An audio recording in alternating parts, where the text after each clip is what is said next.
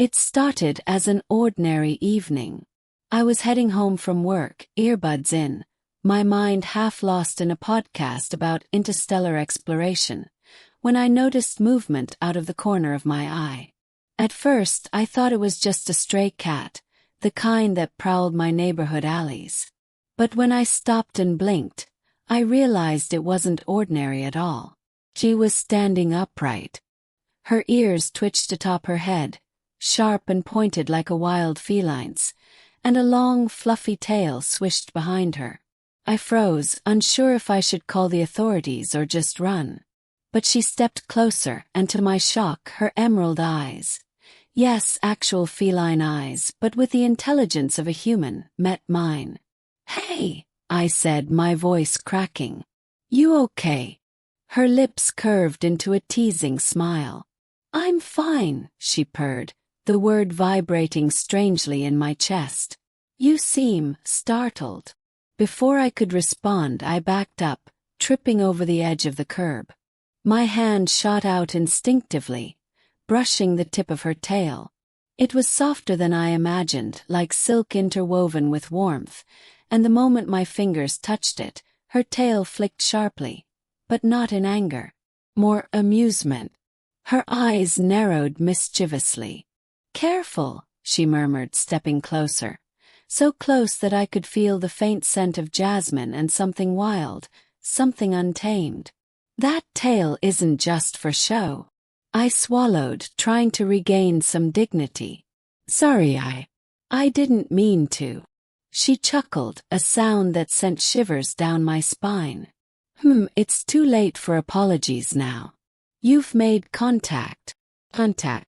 That word echoed in my mind because suddenly, she wasn't just standing near me.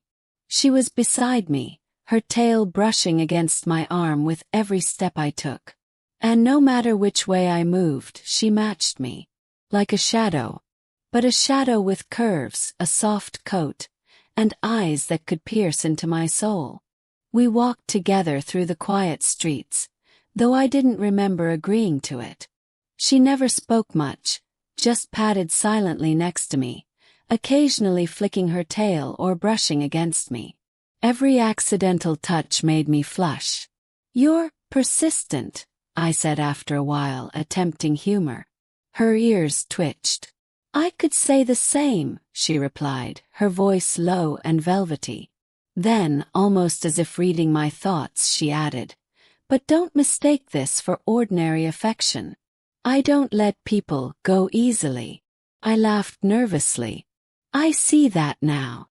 By the time we reached my apartment, I was both terrified and fascinated. How had I ended up agreeing to let a half-feline woman walk into my life?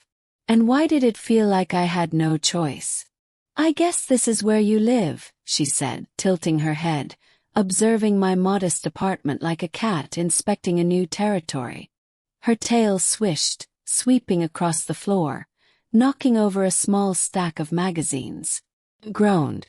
"Oops, sorry about that." She didn't apologize for her tail. Instead, she settled herself in the corner of my living room, curling her tail neatly around her feet, eyes fixed on me like a predator studying prey. "You don't get much company, do you?" "Not often," I admitted. But I didn't expect this company either. For the next few days, she didn't leave. She was always near me, sometimes sitting on the counter while I cooked, sometimes brushing against me in the hallway. Her tail always brushing my arm, my leg, my back, almost demanding attention. I tried to focus on my work, on calls, on errands, but she was there. Every single moment. And strangely, I didn't want her to leave. I tried to test her limits one evening, stepping carefully around her, intentionally avoiding touching her tail. Her ears flicked at every movement, and her eyes narrowed in suspicion.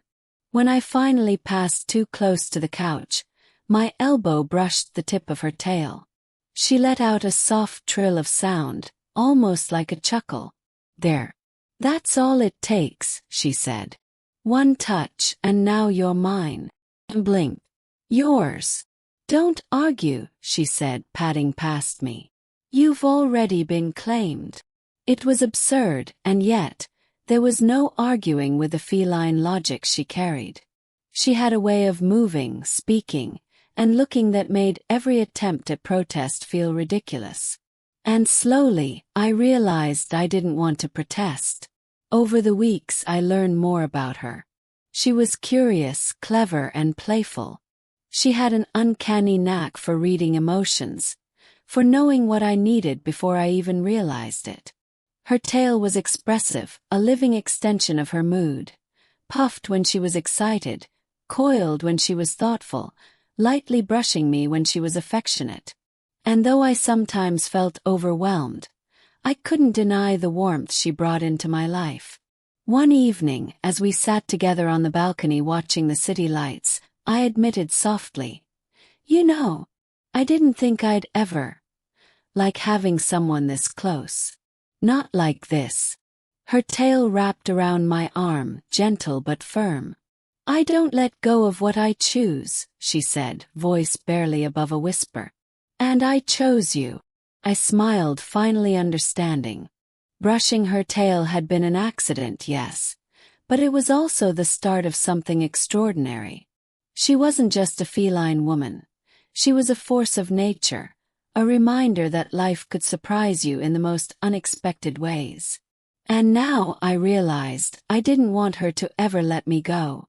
That night, as I drifted to sleep with her curled beside me, tail draped protectively across my chest, I thought, maybe accidents weren't accidents at all. Maybe they were the universe's way of leading you exactly where you were meant to be. And with her tail wrapped around me, I finally understood what it meant to be claimed. That night I finally let myself relax. She had claimed me, not in a way that trapped, but in a way that made me feel safer than I had in years. Her tail curled around my arm, light but insistent, like a tether connecting me to something wild, beautiful, and alive. I laughed softly, shaking my head. Who would have thought that a simple, accidental brush of a tail could lead to this? She nuzzled against me, her ears flicking back in contentment. "See," she murmured, her voice a low purr. "I told you. Once I decide, I don't let go." And she meant it. I realized then that life had a strange way of teaching lessons. Some moments, no matter how small, could change everything. My heart had been pulled into her orbit, and for the first time in a long while, I didn't want to escape. Instead, I wanted to stay, to explore every day with her, to laugh, to share, to live. As I drifted into sleep, the gentle weight of her tail across my chest reminded me that some accidents were just the universe nudging you toward exactly where you belonged. And with her beside me, I knew I was exactly where I was meant to be.